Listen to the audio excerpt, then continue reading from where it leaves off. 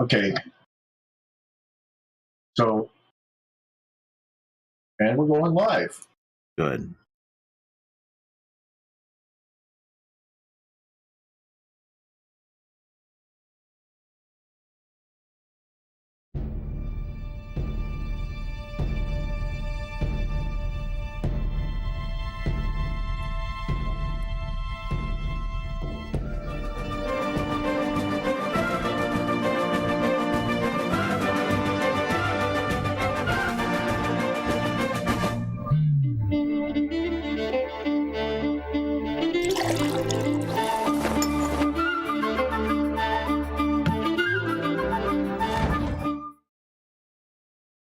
So here we have the first episode of Dr. Corsi and Pamphlet and I am Brainstorm, and we're going to be relaunching, rebranding Coffee and Freedom. How's everybody doing today?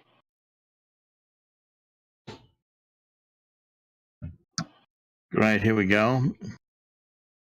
This is Jerome Corsi. I'm here with us. We're going to try to get the video up here right in a second. What we're going to try to do is create some new focus here for news and ways in which we can discuss news. This is going to be a great live stream opportunity to really get into some topics that the mainstream media is not going to cover.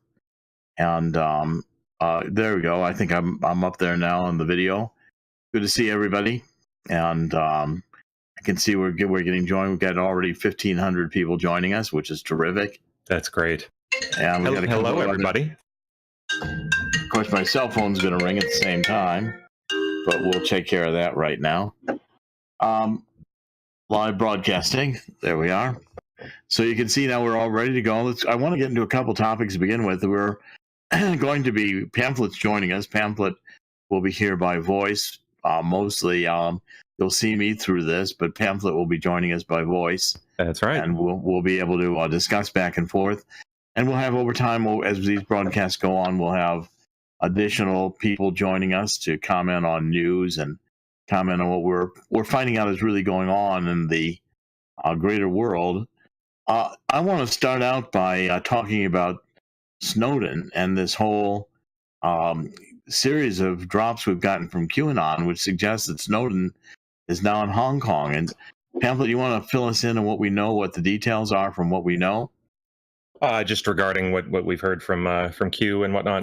Yes, just go over the Q drops and what the discussion is. Sure thing. All right, let's see. Well, we first heard Q mention Snowden some time ago. And if give me just a minute here, I'll bring up the posts and we can have a look at exactly where that all began. Pulling it up right now. Okay. And obviously, as you all well know, we have heard quite a bit over the past 24 hours or so regarding Snowden. That's why we're trying to focus on that today, because as I'm sure you all can guess, it seems like something big is about to happen regarding him. As to what that is anyone's guess, but it's whatever it is, it's big. All right, so let me see if I can find the first post here mentioning Snowden. And can everybody see the live chat? I want to make sure all those who are here can see the live chat and can see us. Got good pictures, good sound. This is our very first of these broadcasts. So I'm going to look over here, and people say we should accept donations. We'll be happy to. We're going to have to set up the super chat over here, which will take us a little bit of time to get going, one step at a time. We're happy to be bringing this to you. It's always going to be brought to you so that it will be live streaming on the internet and should be free to everybody to watch. That's right. And that's the whole idea of this, is to get a discussion going and to really get into some topics you're never going to hear on the mainstream media, you're never going to hear on Fox. Right. So, our big focus here is, one, covering the topics of the day that we see being covered in the Mockingbird media, and talking about why they're covering it, but more importantly, what they are not talking about. I think that is by far the most important topic of discussion that we will be covering here in general, because it's you can glean a lot of information from what they are not discussing. And it helps you sort of put together a big picture about regarding what is going on in the world and what they are trying to do and how we need to be ready to react to it. So let's get into Pamphlet. Why don't you run down some of the posts on Snowden and kind of bring us up to speed, and then we'll get into a discussion on it. Sure. You got any links? Sorry. You got any links to share? We can share some links. Sure, we'll do that in a minute. Let's share the link for making sure everybody knows where the Q posts are, and I'll drop that over here so we can get that into too, just so people can follow the Q posts as we're going along. I'll paste that here, and then I've got a couple articles I want to post as well as we go along here. So it's at the QAnon map at the .github GITHUB.io. And Brainstorm's working with us. He's our engineer today, and so can we post that up on the screen so people can see it as well? Yeah, I'm going to actually have that open up in a there we go, in a window. There we go. So we're all learning how to do this and sharing it. So Pamphlet, why don't you get into the details of Snowden in China, which is what we hear he is. Sure. I have all of the posts mentioning Snowden pulled up here, so we'll begin right at the start. There's a link to it, Brain, for you to pull it up for folks, displaying all the Snowden posts. And I'm not seeing it. Where are you putting that? I just DM'd it to you. I can't do it that way. Oh, my bad. Where should I put it then? It's right here. I've got it right here. Here's the post. That's the link for the posts, and here you got the link, the Snowden post. We got it right there. Okay, so go ahead. All right. So our very first post mentioning Snowden happened. Why did that happen? Come on, I don't know why it does this. I'll search for the post. It was back in. I can find it very easily here. It was back in November 6th. That's right. Oh, there we go. I got it now. Got it. There you go. So it was about essentially. Well, go ahead. You can run it down. Yeah. Let me read through it here. This is a pretty significant post. November 6th. All right. Why, by coincidence, is there a terrorist attack or mental health sea-level attack within a short time post negative D news? Do you believe in coincidences? They think you are stupid. What's that? Which number is that? November 6th? It's number 120.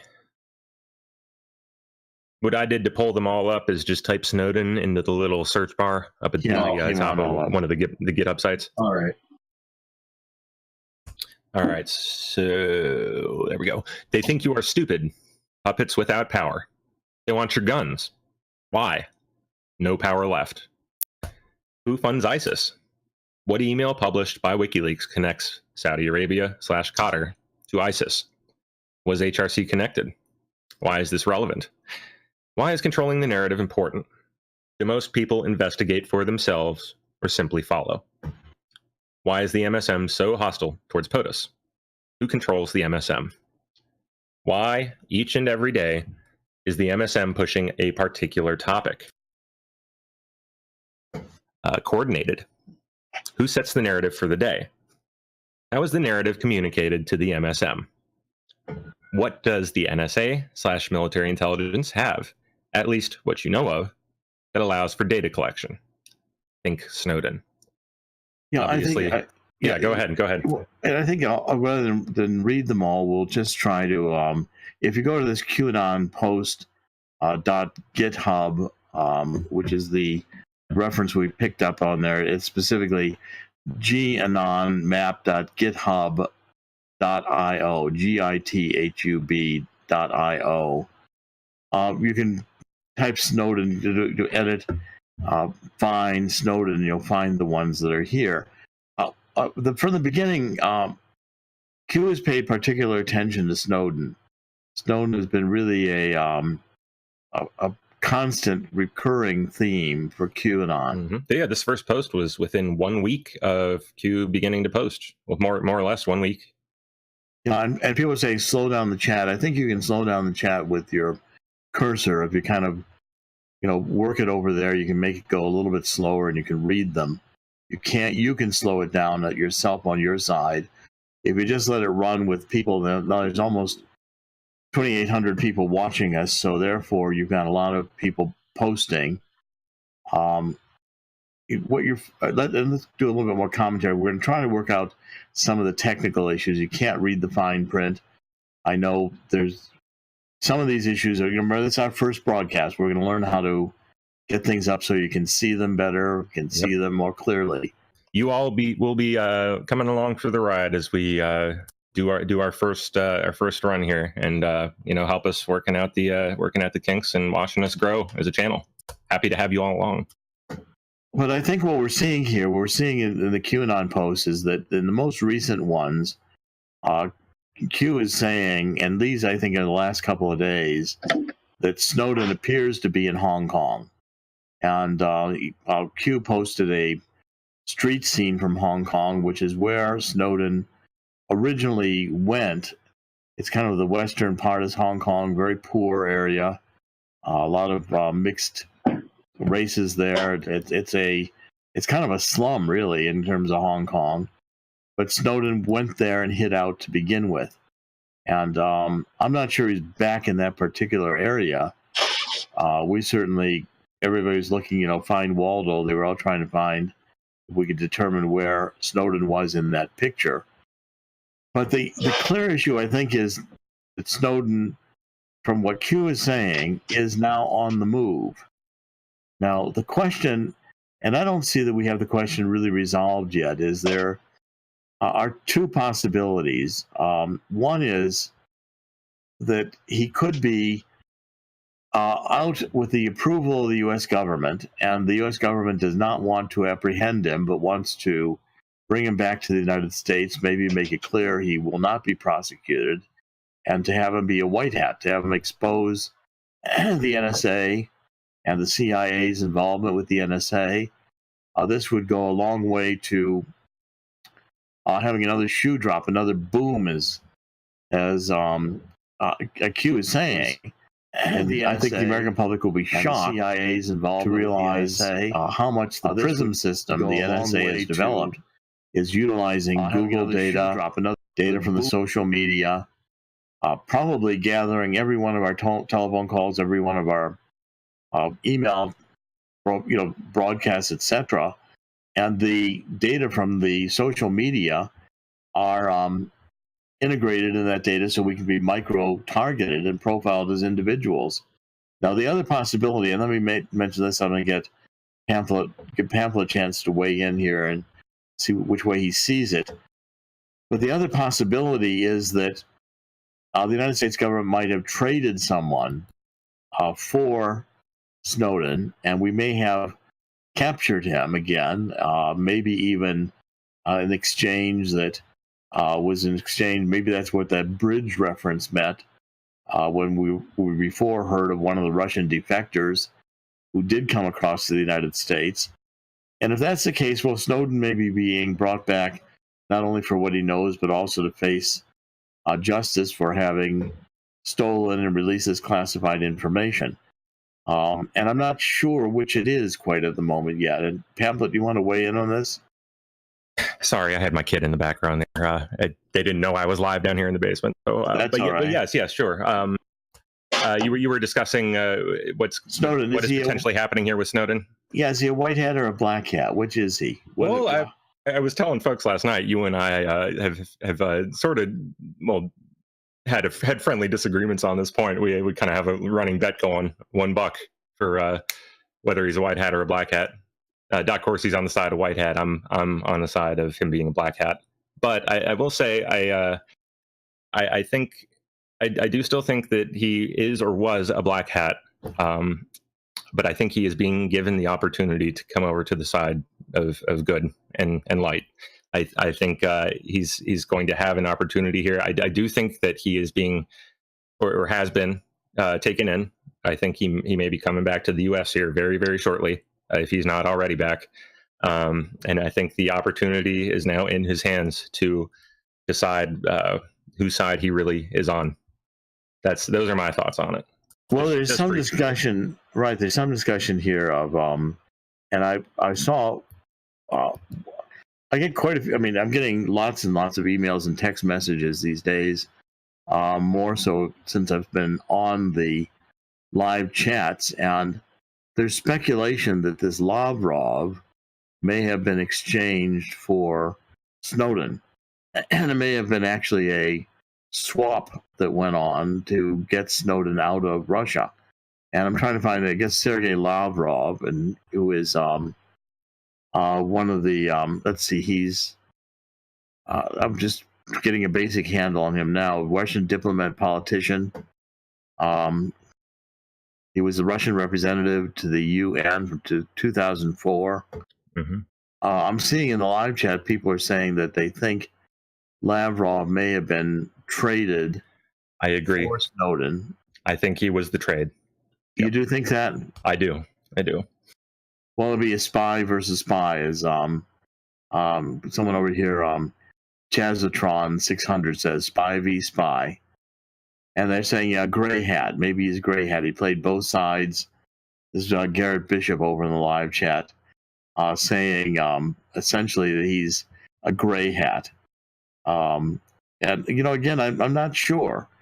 It also occurred to me, if you remember the pictures a few weeks ago that Q was posting of that King Tower in Shanghai, I wondered if that was Snowden that was being extracted from that King Tower in Shanghai, and maybe brought to China by Russia, and then grabbed by U.S. intelligence in Shanghai.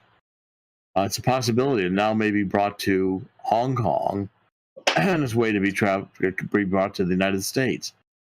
I just don't know, but it's certainly an intriguing story, and we're following it pretty closely. And the ramifications of this could be huge, because if we get Snowden back to the United States, we're one way or the other, we're going to find out the real details of what's going on at the NSA with the PRISM program, which is a super secret program that the NSA is running, trying to integrate data to micro-target the population of the United States. That's what I believe that they're doing. Now, a pamphlet, you pulled together some of these other Q posts on Snowden. Were there any that you wanted to discuss in particular that caught your attention? Yes, absolutely. I think our focus really should be on the posts from the past, really from February and on. The first one in February was, let's see, JFK Con Room. Would you believe this site is actually used to comm to rogue operators at Snowden? And then in brackets. Which number is this? Which number is this? Sure, it's number 709 on February 10th. On February 10th, okay? Mm-hmm. And everybody, QAnon, QANON map, M-A-P, QAnon map.github, GITHUB.io, where you can find them all the Q posts. Right. So 710. And for just a way to quickly bring up all of the posts that mention Snowden, once you get onto that GitHub site, there is right up at the top left corner of the website, there's a little search bar there. What I've done is I just typed in Snowden and hit the search button, and it brings up, I think there's about 19 posts that mention him, 19 or 20 posts. And the one we are on now is numbered 709 on February 10th. So again, it's a short post. Let me go ahead and read it again here. There we go. Okay, it reads JFK Con Room, and then links to that page on the CIA.gov website, labeled, it's like a kids page. So that's what they call it anyway. It's got some games, code, breaking code sort of puzzles and whatnot. And Q says after linking that page, would you believe this site is actually used to comm to rogue operators? Next line is at Snowden, and below that in brackets, John. And last line, cold, ? I think John is referring to John Brennan of the CIA. And I imagine that what's being implied here is that John Brennan was using this site to communicate with Mr. Snowden. out in the field. Well, it's very interesting because that post, the 709, occurred right after the what's going on in Asia, where we were seeing pictures of Shanghai, yes, and the airport with the e-terminal. It's clear. And one of the things I'd like to make sure people understand is that a lot of times when we get this intelligence in terms of what's going on and people, for instance, being extricated and the like, is that this may already have happened. I mean, it's conceivable to me that Snowden's already back in the United States. I agree. Yep. And that what we're getting now is kind of the backstory. In other words, this is how it happened, but we're being told how it happened, and it looks like it's in real time, but really it happened quite a while ago. I mean, that's very possible. With definite possibility. Oh yeah. And here, that's right. It's Stanislav Luna, people are saying. Oh, did we say Lavrov? Yes, I'm sorry. Apologies, folks. Yeah. Stanislav Lunez. Let's look that up. That's maybe there's again over in the chat. And by the way, we're trying to follow. I try to follow the live chat in YouTube. I find a lot of really good information posted over there. We get some very, very knowledgeable viewers, and with this medium, they can, you're participating. We're watching. We're trying to incorporate your comments. These are really good suggestions. So Stanislav Lunev, just even to go, to WikiLeaks, a former Soviet military officer, the highest-ranking GRU officer to defect from Russia to the United States. Possible. I mean, he. I wonder if he would want to go back. I mean, this is the kind of thing.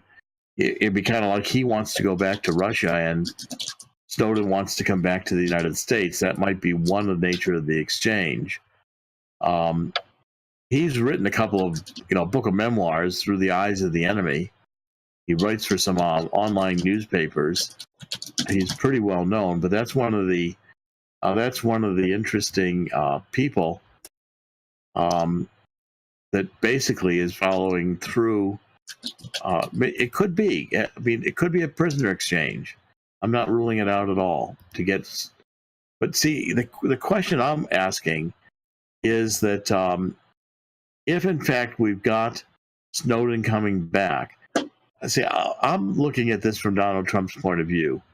What Trump, I think, is trying to do, the references to the bridge would then be a spy exchange. We'd be seeing a spy exchange. That's, I think, what may be happening. Very possibly what's happening. Hillary sent 10 Russians back to Christmas Eve. I think Hillary was trying to get them out of town before they talked on what she had done in Ukraine. At any rate, the point is that I think if we get Snowden back, can debrief Snowden, we're going to find out a lot of information about what the NSA was doing with the CIA and with Google and the like, which also ties into with why Eric Schmidt may have left the country so quickly after that executive order. Left Google, left the Alphabet after that executive order was signed on December 21st by President Trump, where the Treasury can confiscate the assets of those involved in human rights trafficking and also any corruption. I kind of want to tie this into Julian Assange, who we have kind of lost a little bit of track of, because Julian Assange, I don't think has been seen in the embassy in London since the December post we got from QAnon that he was going to be extracted from there after he got his diplomatic passport from Ecuador. Pamphlet, can you remember any sightings, or where is Assange? I know it's been quite some time. I thought it had been even longer than that. You know what? Let me see what I can find, sir. I don't think we've seen Assange at all, and that's really, again, another indication to me that there could be something going on behind the scenes that we're not really fully aware of yet, and that we're going to become aware of once we get more knowledge, more information coming out, which is frequently the way this happens is that we find out later things that have gone on before that we didn't know about happening at the time. Let's see. Snowden was removed in post 809, February 22nd. Someone is saying, let's just look at post 809 for a minute here and see what that says. I'll pull that up right now. I recall when a lot of this stuff about all these theories about Assange possibly being either extracted by the good guys or the bad guys. I remember when all that was going on. Shortly afterwards, there were some interviews he did, allegedly from the embassy, but there was absolutely no proof that that's where he was. It's a really interesting topic. I'm very curious myself what exactly happened there. I personally believe he's not there anymore. I don't think he's there either. I think he's in Switzerland. I think he's probably in Bern, Switzerland. 809 was clowns revealed in China, other 2010. This goes back to 187.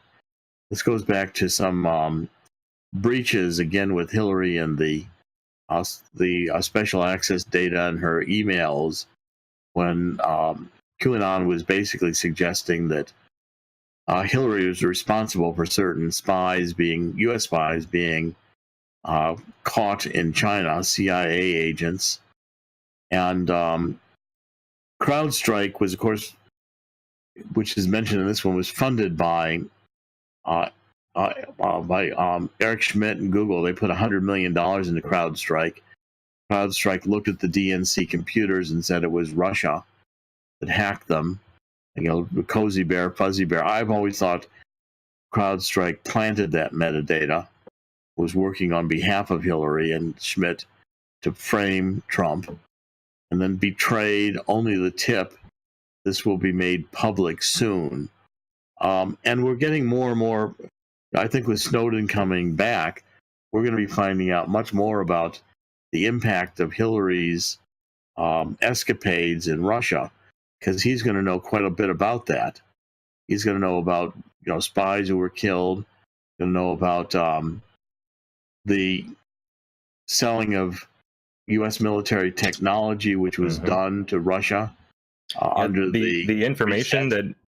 Sorry, the information that we saw from Snowden that got released was just the tip of the iceberg. He had so much more that is not out there, and the amount of information on all of this stuff that he's got, I imagine we're going to be learning some pretty shocking and incredible things very, very soon.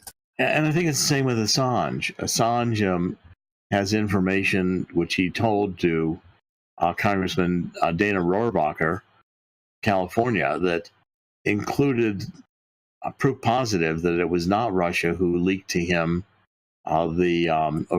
sent him the DNC and Podesta emails.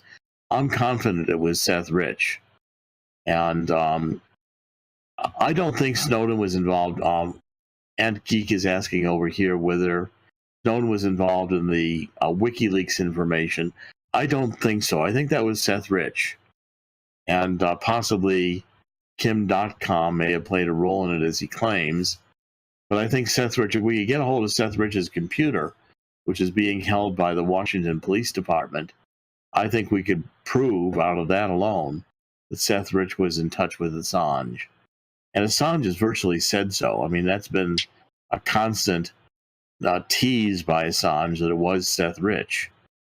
So on that, there's a few posts up here that talk about Snowden and the truth to power. And I actually didn't know about it until I was kind of walking through Walmart just one day, trying to find something to do outside of this. And I noticed there was a video by Al Gore's. It's actually Al Gore's sequel to the that global warming thing, but that's actually titled Truth to Power. And I'm wondering, like in that post 731 there, it says timestamp Snowden Truth to Power, drop Truth to Power. I'm wondering if that Truth to Power is actually that Al Gore thing. What do you think about that? It could be, but I think, one of the posters over here in the live chat said that there's only about there's maybe millions of documents that Snowden took with him that have not yet been released. And if Snowden kind of parlayed those non-released documents, that he could release them if he were brought back to the United States, that may have been the trade-off that would have appealed to the Trump administration. I can constantly think, and I can affirm it. I mean, the sources I have, we call it in the intelligence world, affirm that we're only seeing about 2% of what's going on below the surface right now. I think there are active discussions going on within the Trump administration about both Assange and Snowden. And there's, I think, going to be a clear plan to expose, by Donald Trump, to expose the CIA and expose the NSA on their violations of law and their massive surveillance of the U.S. population. I mean, remember, Trump said but as soon as he knew about it, he was under electronic surveillance. He posted it right away after Admiral Rogers came and told him in the transition. Mm-hmm. Of course, mainstream media went insane, but it was true, and Trump was right, and he immediately went public with it. I think he was offended, and I think he's going to expose the NSA and the CIA. Pamphlet? Yeah, I mean, on that note, regarding what might be exposed coming down the pipe here with the CIA and the NSA, who better to do that than Mr. Snowden? Whether he's black hat or white hat, if he's white hat, he should be doing this of his own accord. If he's black hat, I suspect he's being gently coaxed, let's say, in the right direction. And again, who better to expose this stuff than somebody who was originally a clown and moved on to the NSA as a contractor? He's got a lot of the information, clearly from what we saw regarding his release of information on the NSA and their essentially illegal spying on U.S. citizens, and that's just the NSA. What does he know about the CIA? And I expect we're going to find out just what he does know regarding both agencies and how they were abused by a certain administration very soon. Okay, now I will. People are asking for my email address. I can direct messages. I sometimes I get inundated with emails when I give out the email address. I'm thinking, though, of creating a public email address where I can get messages. It's just that I get inundated with them, and it's hard to answer them all. But for the moment, I do get instant messages, and I do look at them on YouTube, on my channel. I want to bring up another subject that's related, and that is that I think Jeff Sessions is in the process of appointing a special counsel. I watched it very, very carefully yesterday as the drum roll started. The drum roll started with people saying basically that we had Goodlatte and Gowdy yesterday, who were being interviewed pretty extensively by Fox News, and they were making the argument that special prosecutors needed on the FISA to examine the FISA abuses, FISA court abuses, and electronic surveillance abuses, because a lot of people left government and were not able to be investigated by the Inspector General, Michael Horowitz, and that you couldn't expect the Department of Justice to investigate itself. And Congress, has limited powers. Congress can recommend prosecution, but it can't actually indict anyone. And what I think you got here is you've got a situation. Sorry, Wax Lab is pointing out. Yes, I meant the DC police have the Seth Rich laptop. The NYPD have the Weiner laptop. Those two laptops are going to be critical to get before this is over, because I think they've got really fundamental information on it. on this whole on many different subjects. I think if we had Weiner's laptop, that alone would destroy Hillary. What were you saying about Jeff Sessions doing? Well, so first of all, watch the news and see that we've got a point coming to where a decision has to be made. Sessions is going to have to decide whether he's going to appoint a special prosecutor. Now, the pressure is going to come from Congress. Because remember, President Trump's in a difficult position. He can't demand that Sessions have a second special prosecutor. He could be being investigated by Mueller for the potential of obstructing justice. So Donald Trump's got to be very careful what he does directly. Now, if Congress comes out, you've got Goodlatte, you've got Gowdy, you've got Senator Grassley, all of whom are saying we need a special prosecutor. Now, yesterday, they made detailed arguments. What they did was they said, here's why we need a special prosecutor. We need a special prosecutor, a second one, because the Inspector General, which I think they all trust this Mike Horowitz, I think he's going to come out with a good report on the corruption in the Department of Justice, but he's got limited powers. He can't investigate someone who's not a current Justice Department official. He can investigate him, but he can't compel testimony, can't do all the kinds of things you'd like him to be able to do. So, and at the same time, the Department of Justice can't investigate itself. So now these arguments are being made. Now, Sessions has taken a couple of he sued California, I guess Los Angeles, on this sanctuary city, and he's going aggressively after that. He was interviewed, and in the interview, I heard him this morning saying he is very seriously considering the appointment of a special prosecutor. And this morning, Hugh dropped this one post in which he said, it was right on about Sessions. He said, "Do you trust Sessions?" And he said, "Boom." Well, this boom has been Hugh's most recent image for things happening. I think one of the booms is about Snowden on the loose. I think another boom will be that back channel. I think Sessions is not only seriously considering appointing a special counselor, I think they're trying to look for him, to see who the special counselor might be. And Pamphlet, what do you think about all this? Watching it, what are your thoughts? Well, what do you think exactly this special prosecutor is going to be appointed to handle? Election fraud? Why more wide ranging? What are you thinking? I think it's going to start. I think I'll focus on the FISA court, and I think that's the FISA court and the Fusion GPS are the two linchpins. These are the issues that bring down the House of Cards. Mm-hmm.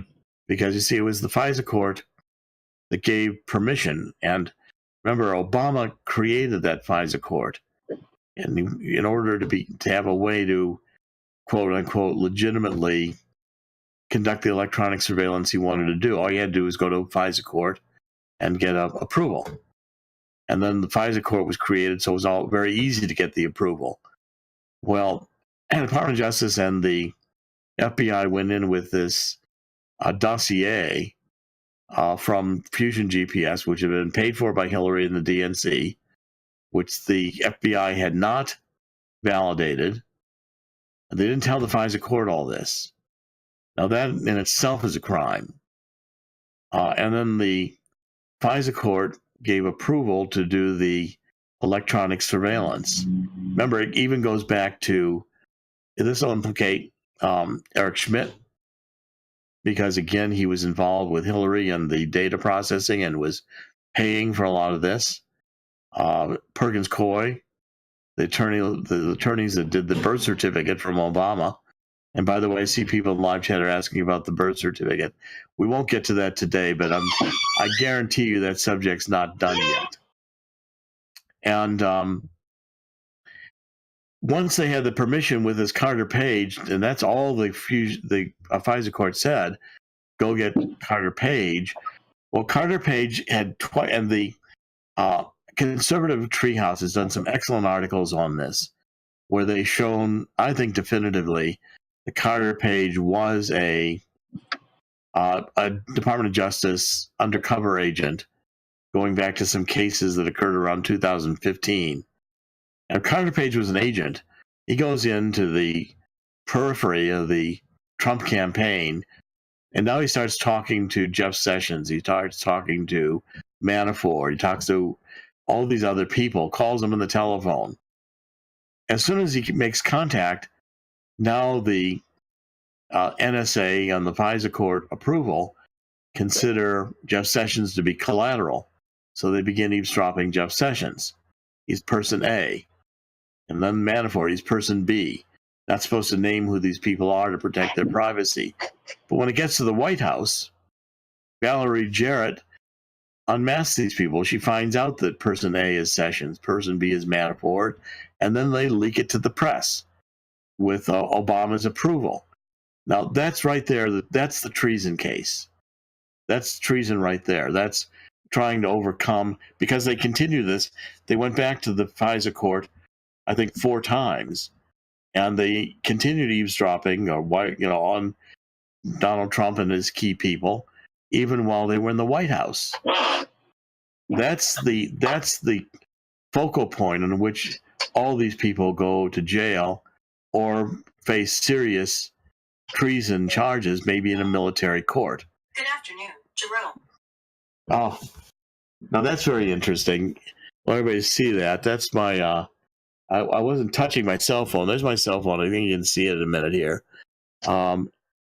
It just, while we're talking, Siri comes up and asks me what I need. So anybody think I'm being listened to through my cell phone? I mean, they could actually just tune in a live chat, but how does the cell phone just go off and suddenly Siri pops up and says, asks a question about what we need? That has happened, by the way, repeatedly over the last 3 or 4 weeks. So I think, Pamphlet, I think what's going on here is that Sessions is going to agree that the scope of the investigation demands the powers of a special counselor, and he's going to appoint somebody. And my first choice, I have 2 choices. I think he might do Gowdy, who seems positioned for the role. He also might pick someone like Andrew McCarthy. If McCarthy would do it, a former U.S. attorney who I think would be absolutely outstanding as a special counselor. So, Pamphlet, why don't you weigh in on all this? I think these are really developing in critical stories. I think this is the next big story that's going to develop. It's going to be Snowden. It's going to be, I think, Assange. And it's going to be a special counselor. Pamphlet, are you there? We may have lost Pamphlet for a minute. Well, we'll continue. Okay, so I'm kind of curious about this, the mainstream media that's shifting the narrative that's coming. What do you think of that? Well, see, the mainstream media is desperate at this point because Mueller's done nothing. He indicted 13 wacky Russians who posted some things on YouTube, and that's not going to get anywhere. That's not going to have any big impact because they're not going to come back to face justice. They're not going to be here to face trial. And somebody said I should ask Siri who shot JFK. Yeah, well, Siri would say Lee Harvey Oswald. That's you all understand that. The point is, the narrative is shifting because now Trump counterattack is beginning, and Mueller really has run out of gas. He's pursuing all kinds of things that are not in the main mission. He can't prove Russian collusion. But the new special prosecutor investigating the Democrats will clearly be able to prove Russian collusion. Trump is just going to have to be sure, or someone working with Sessions, that he appoints a special prosecutor who's a patriot and who will do the job, who will really get in there and investigate and really do the job. And that's the key. But I think we're going to get a special prosecutor, and I think we're going to get Snowden and Assange back with their information, and this is going to be, I think, one of the real beginnings of the deconstruction of this coup d'etat, this traitorous plot that Obama and Hillary concocted for 16 years, socialist control of the White House. Am I coming through now? You're coming through now, yes. Okay, I have no idea what happened there. That was just strange. But I will just say briefly on the note of on the subject of special prosecutor, special counsel. I think you're 100% spot on. I think something big is coming down the pipe. We've been told over and over again, trust Sessions. I do trust Sessions, and I'll tell you why. Because I trust our president. I don't think Sessions would be in the position that he's in if he wasn't trustworthy. You can just personally, if you watch him during his interviews with these Senate hearings and whatnot, you can he plays this role very well of just sort of playing coy and but just acting like he knows nothing about what's going on. He plays the innocent grandpa very, very well. But you can, at least I can see this. You can see this twinkle in his eye, this knowing twinkle. And I'll tell you what, I think he's waiting for the calls for a special counsel or a special investigator or prosecutor. I think he's waiting for the calls for that to reach a fever pitch. And I think they have to before it's going to be sort of acceptable in the public's eye to have him step up and appoint special counsel for all these issues.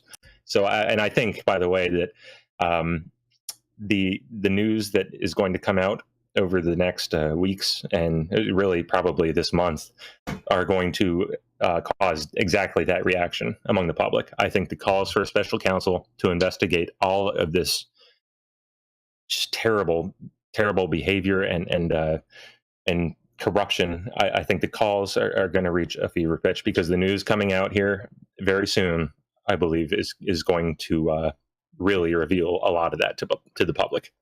I'm going to, a couple of people here, and many people have commented this in live chat. Faith St. John, Sessions is brilliant. He's been working behind the scenes, getting his cases in chronological order.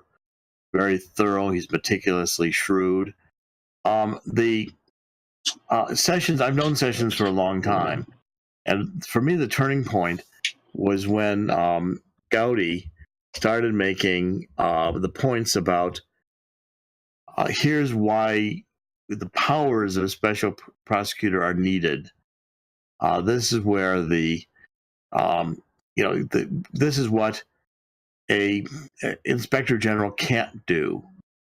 Okay, so I'm just reading the Conservative Treehouse, which also someone on the live chat said to take a look at, and it says Attorney General says this is in the theconservativetreehouse.com today, which, by the way, is an excellent source.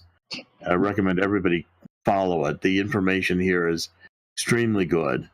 And the conservativetreehouse.com today says Attorney General Sessions confirms prior appointment of a DOJ prosecutor parallel to IG Horowitz, not a special counselor. And so therefore they think he's going to have someone in the Department of Justice. He revealed in an interview with Shannon Bream that he had previously appointed a Department of Justice official to investigate the issues delivered by Chairman Bob Goodlatte, the judiciary, prior to receiving the request for a special counsel from Goodlatte and Gowdy. I believe Sessions did that. But see, the unique thing, and Gowdy and Goodlatte knew he appointed this internal official to investigate. But then they came out yesterday with their letter that they wrote to Sessions. And in that letter, they made the argument that here's the legal reasons why we have to have a special prosecutor, because you cannot investigate people who left the Department of Justice, people who you don't have the powers to subpoena and to wide range conduct an investigation. If you appoint a special prosecutor, all these extraordinary powers are there. Now, that gives Sessions a legal reason why he may be compelled to do a special prosecutor. And if Sessions feels compelled to do it, that's where I think the difference may become. Mm-hmm. I think it may be that's I think the tipping point for Sessions. Yes, that's what I'm saying. I think what they're waiting for is for the calls for this to reach a fever pitch. I think it almost has to. Anything less than him being given almost no choice in the matter due to calls from the public getting so loud and so incessant that he just has to listen. I think they're waiting for that because that's the only way they can really go about this and have it appear how it needs to appear. It has to appear legitimate because it is legitimate. I mean, it has to have the full weight of the public behind it, or it's just going to get the leftist media out there is just going to jump all over it and whatnot. They have to have no room for any sort of tomfoolery by the by the Mockingbird media. There's got to be no room for them to sit there and try and rip it apart. It's I wanted to also go to one more part of this before we kind of wrap up here with an hour, which is I think our target for doing the broadcast. Donald Trump also signed another special executive order on military tribunals, and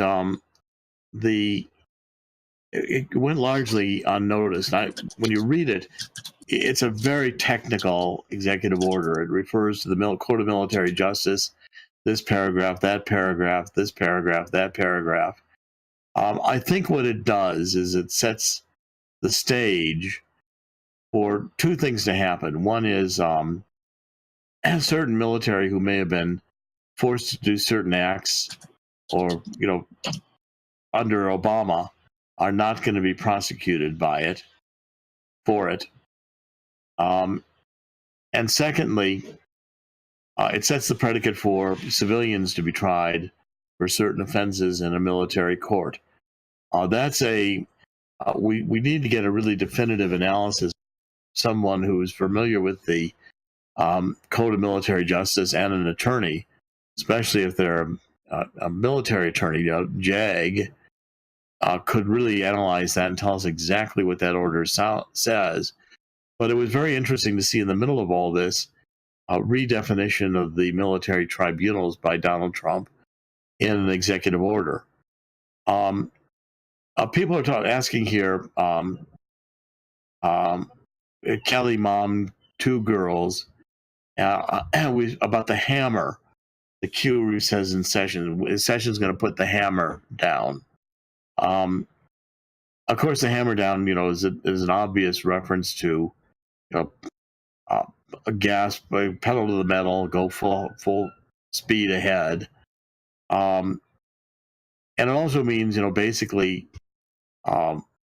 Sessions pulling out all stops and launching the investigations and prosecutions he can, and then getting a special prosecutor in for the others. I think that's in the works. I think we're going to find out that one of the booms, and remember, you've got four booms that the Q keeps referring to, the boom, boom, boom, boom.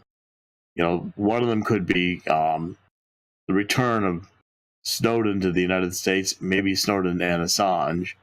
Another one could easily be the appointment of a second special counselor to go after the Democrats. Is like dropping the hammer like a gavel. DJ King makes that point. It's very good. Yes, I think that's going to happen, and I feel pretty confident. I don't see Sessions being able to resist the pressure of a special prosecutor at this point, and I think it's important for everybody out there, all the anonymous out there, all the people who are posting here and watching. Your voices need to be heard. The calling Congress, calling the Department of Justice, posting in various websites, creating the the storm to have a new special prosecutor.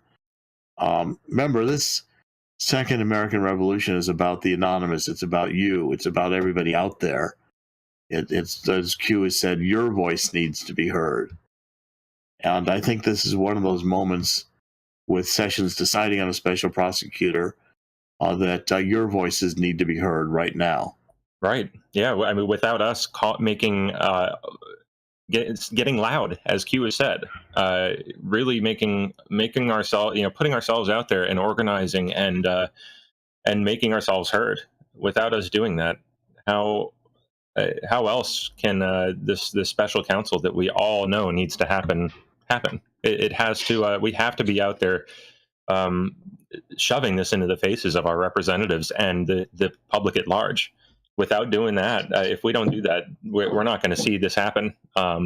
It's up to us, as is everything with this nation and the way that our country works. It's time to take back the power that we have always had, just lying there unused. It's been sitting there this whole time, as Q has said a number of times. We've always had the power. We just forgot how to play. We forgot how to use it. And it's time for us to wake up and get off our butts and get out there and do what needs to be done. On Sessions' note, on the subject of Sessions, really quick, and the booms. What Sessions said yesterday regarding California and their the Democrats in California and their calls for radical open border policies, that was our second boom. Fairly convinced. And I think we're going to see that be developing over the next week or two. All right, I think we've come close to or right at an hour. I think we'll come back. I'll plan to come back again tomorrow. I think Yeah. same. I've right now got some. My book is coming out on the killing of the deep state.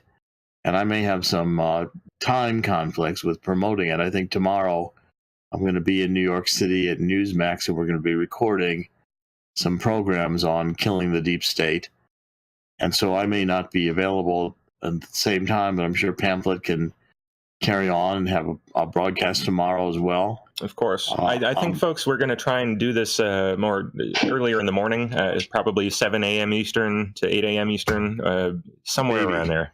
Maybe that's a little early for me to get going. Yeah, we'll decide on a regular time. Before I like the idea of coming in a little bit more in the day when we have a news cycle developing. We can monitor it, and this kind of time around a little afternoon is a good time, early afternoon, where we get the news cycle in full process through the day, and then we can kind of pick up on topics as they're coming out. And, there's plenty of topics here to talk about. We've got to talk about the steel agreement and the economy. Donald Trump is doing so much at the moment.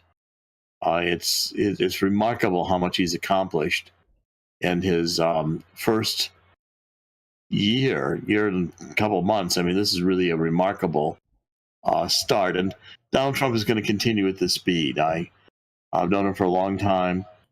And the man has an almost otherworldly drive and ambition and energy to get this stuff done. Almost otherworldly. It's incredible. Given God's grace and enough time, he'll be one of the best presidents we've ever had. So let's sign off. Thank you all. God bless, and look forward to being with you again tomorrow. And thank you all for attending. We had over 3,500 people listening. That's great for a first broadcast. Fantastic. Yeah. Thank you very much. God bless every one of you, and thank you for tuning in. Keep on tuning in. You'll see improvements every time we get going here. So God bless again. God bless all of you.